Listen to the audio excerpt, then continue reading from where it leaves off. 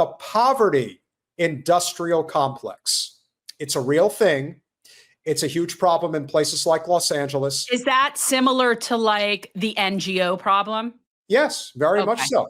And so yeah. in this case, the idea is to keep people poor and ostensibly get as much money from the government as possible to run the operation.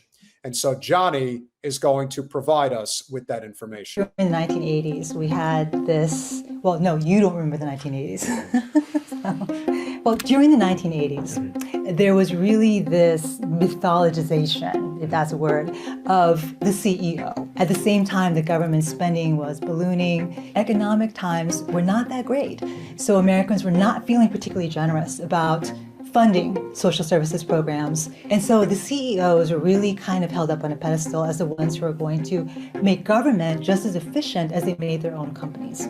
So it's the 1980s. Reagan wants to rein in all of this spending. He's also afraid that Americans are becoming too reliant on the welfare system. So he kicks off a bunch of changes that over time would lead to a fundamental shift in delivering income support to low-income populations. They wanted to privatize Medicaid, Medicare, prisons, air traffic control. This privatization of government spending started under Reagan, but it continued into the future administrations, especially under Bill Clinton, who helped expand it. And well, I did a really great job of expanding it, and no one ever questioned me. Isn't it amazing when we look back on the worst policies this country's had? They always blame Reagan, and they never blame me.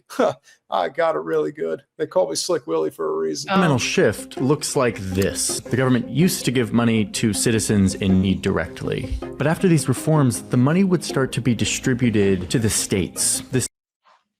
Well, and it starts getting broken up from there into the NGOs. Right? Like, and then it breaks down again and it goes through another middleman. It goes through those organizations. It's the same concept as what's happening with healthcare. There's a middleman that's profiting. Why do they need to be there? I thought that the free market was going to determine this on its own.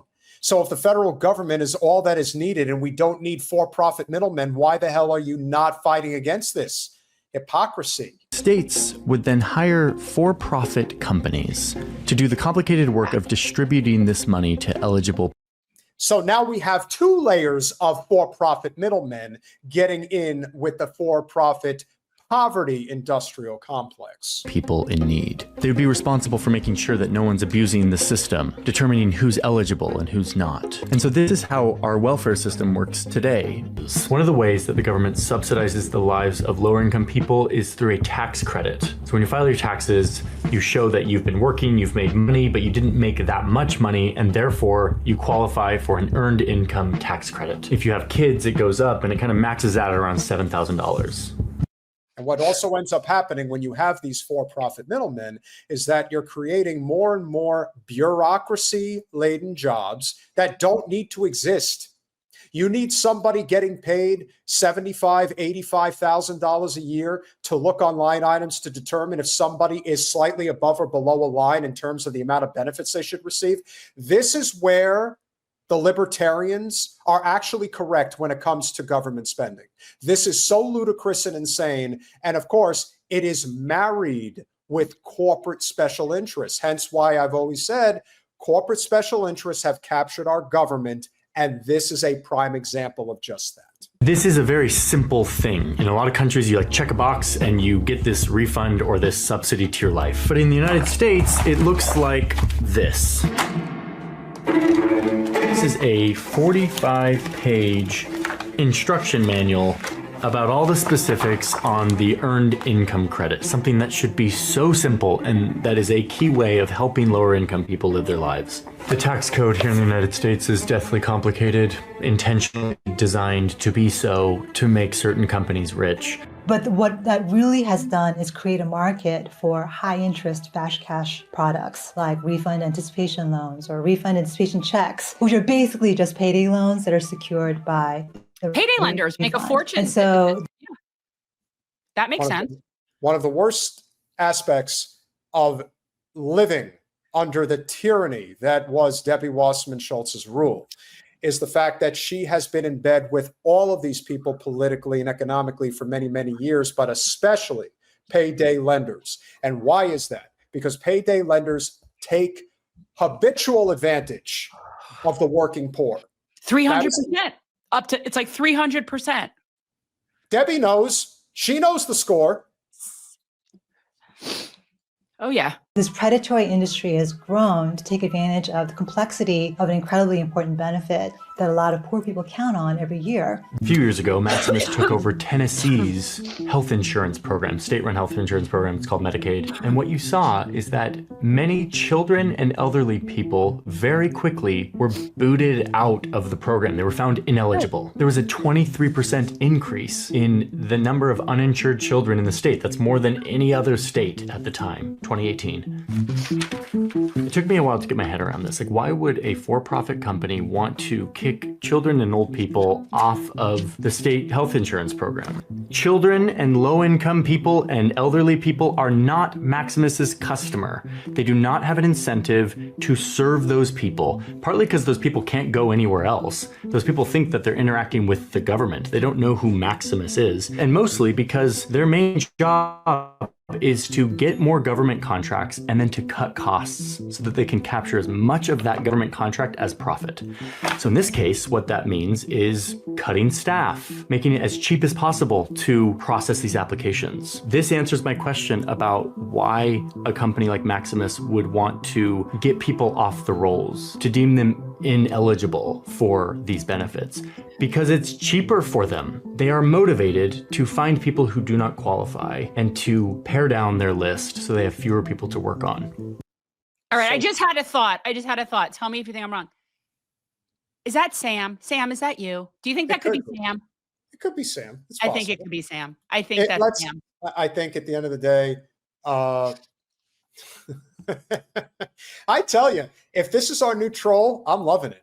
I think it's got to be Sam. Is that you? Because I hope it is, because I kind of miss him. So it's kind of nice to know that he's checking. But it seems like a Sam thing to do to me. As Zaina points out, Obama privatized a little bit of public health care we had.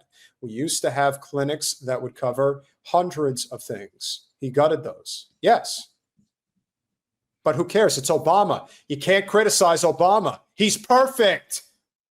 Which is less cost for them. So yes, there is cost cutting and efficiency that's happening here, but it happens to be at the expense of vulnerable, needy people. There's always a long waiting list for a kidney transplant, so you're on dialysis until you can get a transplant, which increases your chances of living. It is a wonderful thing that the government subsidizes this because it saves a lot of lives. But inevitably, here comes the exploitation. Overnight, it instantly created an industry opportunity to offer dialysis because now the government was going to pay for it.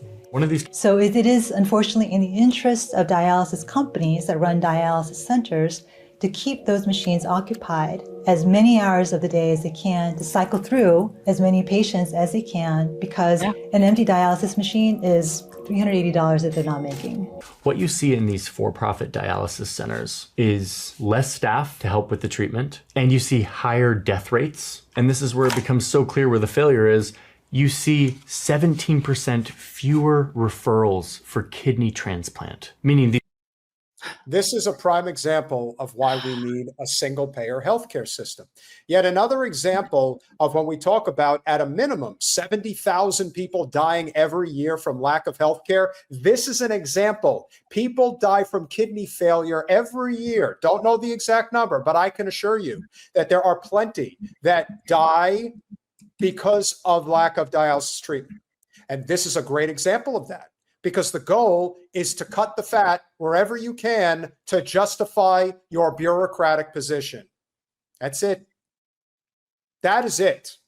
It really is that simple. It's not complicated at all. These people who are on a temporary dialysis intervention, who are supposed to be waiting for a kidney transplant, are kept on the machines longer because a for-profit company makes money the longer they are in the chair. So why would they refer them to get a kidney transplant when they make more money keeping them on the dialysis treatment? If someone gets a transplant, that is a lost customer. And that's it. See, this is when I get to like 12 on the Rageometer. Like the idea that people profit off of sickness is something that, like, we're not going to vote our way out of that. We're just not. That is some psychopathic shit. Like, these people really need to be dealt with in a different manner. You know what I mean? Like some people are just incapable of living amongst humans, you know, kind of like Israel. Some people are just not capable of living amongst society.